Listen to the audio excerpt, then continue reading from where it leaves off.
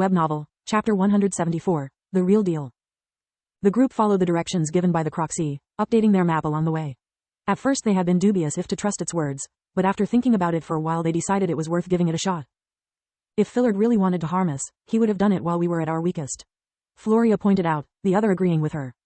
Gods, I still can't believe magical beasts can talk and reason just like us humans. If I had known that during the mock exam, I'm afraid I would have experienced the same hesitation I had at the start of the dungeon. Her words made the others think hard about their previous experience. Magical beasts were capable of using magic just like them, if not better, to fight tactically and to care for their teammates.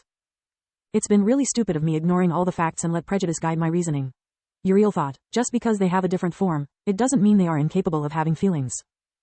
I must talk about this matter with my father. He never mentioned this issue while discussing how to manage our Grand Duchy. Befriending them could be really profitable.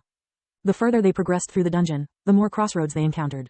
By using life vision, Lith could see that there were no more big life forms lurking in the other paths, just insects and what he hoped to be rats. It seems that goblins and ogres were all we had to face. Lith thought, it makes sense if Uriel is right and the purpose of the exam was imparting practical experience about fighting humans. Any more would just be plain cruel. Lith knew he was right when after the last turn Linho's amulet emitted a green glow, indicating that he was free from his role of supervisor, yet since they were still cautiously walking instead of being transported into the main hall, he was also wrong. I think that the test has yet to end, it's just that my role has been changed from passive spectator to active player. He explained to the others, making them even more nervous.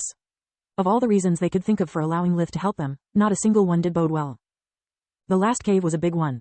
The ceiling was over 10 meters, 33 feet, high, and the room was at least 30 meters, 33 yards, long, and 20 meters, 22 yards, wide. On the other side of the cave there was visible a huge glowing door that seemed to be made of silver. There were 3 humanoid figures near the exit, and the light was too dim to distinguish their features. They were bigger than goblins but smaller than ogres, and that alone normally would boost the group's confidence. It was the first time they outnumbered their opponents, and they had also the element of surprise. Knowing Linho's though, they assumed that the last opponents were bound to be the strongest. They have yet to notice us. We can snipe them all from here, Uriel whispered, after the group had retreated back in the previous tunnel. I would love to, Floria replied with a sigh. Have you considered how devious Linho's is, though? What if those are other students and not enemies? What if they are waiting for the door to open or serving as bait to see how reckless we are? Maybe it's just an impulse control test. Linho's made Lith join our team to make us overconfident and rush things. Is anyone able to identify them? At such distance and with so poor light, not even Lith could see much. According to Solus, their physical condition was poor, and even if they had cyan cores, they hadn't much mana left. I wish I could share this information with the others. Floria is probably right, this is just another damn test, Lith thought. At Floria's sign everyone activated a flying spell from their rings, to not make any noise while moving forward.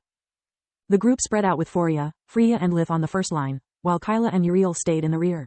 The spacing between them was enough to help each other if the necessity arose, but also allowed them to scatter in case of attack.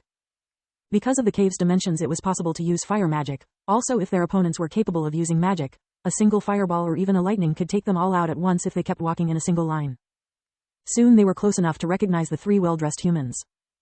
Floria felt really proud of herself and couldn't wait to boast in front of the others, when she and the other 3 received a pat on the shoulder with air magic from Lith, the convened sign for danger. When they turned to look at him, he was repeatedly tapping his nose. They suddenly remembered Fillard's words. Linho's enemies were marked with a distinctive smell, and now they were close enough to be able to perceive it.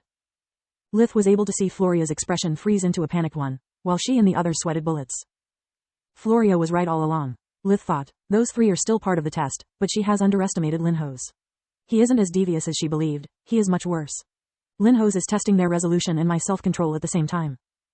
If I am right, they are allowed to kill, while I am not. Kyla's line of thinking was very similar to Lith's, yet she was on the verge of tears. How could I have ever thought that killing someone is cool when Freya told me about Lith's background check? I pictured him like a fairy tale hero, slaying monsters and criminals, but reality is different. Taking a life is terrible, it leaves a void in your heart like your very soul is withering. Even if they are enemies of the headmaster, I can't kill them in cold blood. They did nothing to me, they may be innocent. Becoming used killing in self-defense and overcoming the trauma derived from killing humanoid beings were 2 entirely different matters. Not even by sleeping close to each other and keeping a light was enough to drive away the nightmares. Killing someone of your own kin was the supreme moral taboo, just the idea was enough to send their minds into chaos. The choice was taken off their hands when one of the 3 turned in their direction. Watch out, she yelled, enemies incoming. The 3 had rough-looking faces, they clearly lacked food and sleep for several days. Their fear was evident, making the group even more hesitant to attack.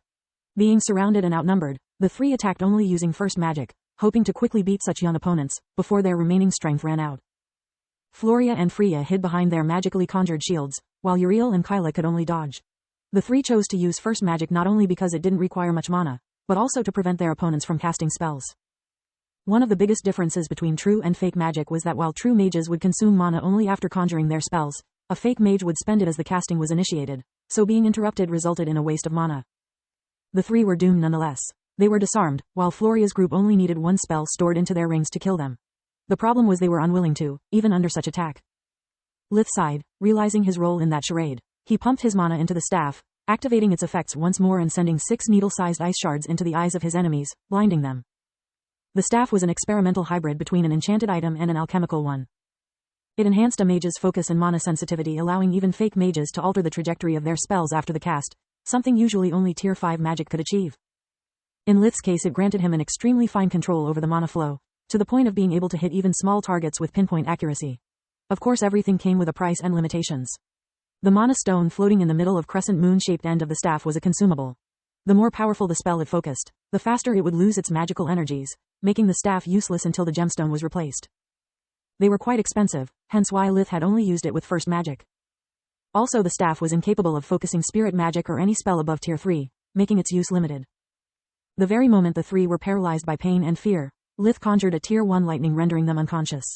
He then proceeded to blindfold, gag and bind them to prevent even first magic from being used. A clapping sound could be heard echoing through the cave, coming from a life-sized hologram of Queen Silpha that had appeared in the middle of the cave. Everybody but Kyla recognized her and knelt down. No one missed such detail, making his noble friends wonder how could a commoner like Lith know the Queen. At ease, no need for formalities. Congratulations, you are the first group of students that managed to come so far. I commend your speed, your skill and most of all your humanity. Her eye fell for a second on Lith, expressing approval. Linhos walked through the silver door that opened without a noise, carrying a blade in his hands. Sometimes though, humanity must be set aside for justice to be carried out. Take these three for example. Baron Lazot, who took part in a slave trade, destroying hundreds of lives before being caught red-handed. She pointed to the young, handsome man that Lith had just finished tying up. Or Mage Sayale, who bathed in the blood of newborn, believing it would keep her young and fresh forever. Silpha was now pointing at the one that had spotted the group. And last, but not least, Duchess Hilio, who for trivial reasons wiped out entire villages. Not all humans are bad, but they aren't all good either. This test is maybe the hardest in your young life, that's why I'm here with you today. Mages are the backbone of the Griffin Kingdom, and must be able to defend it from its enemies, from both outside and within its borders. Even when it comes at a huge personal cost. Lady Kyla, considering your young age and your nature as a healer, I think it's too early for you to face this hurdle. May our ancestors bless your path, you are free to go. Kyla ran away without turning back. Tears flowed from her eyes at the thought that no matter her decision, those people were already dead. She cried for them, but also for herself, realizing that she was leaving in that cave her childhood innocence. Mage Lith, you can leave too. Silpha didn't give an explanation, but addressing a simple student with the title of mage was more than enough for those present to understand how well the two knew each other. Lith left without rushing, there was nothing he could do to help them this time. Lord Dearest? Following the queen's voice, Linhos offered him the sword.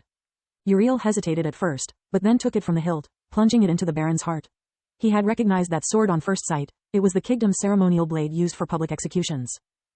His father had used it countless times, and Uriel had been forced to spectate since he had accepted becoming the next heir. Your kingdom thanks you for your sacrifice. Silpha gave him a small bow of respect, before warping Uriel back in his room. She could tell by his face that he was about to cry, puke or both, and wanted to spare him doing it in front of others. Lady Floria, the sword floated in front of her.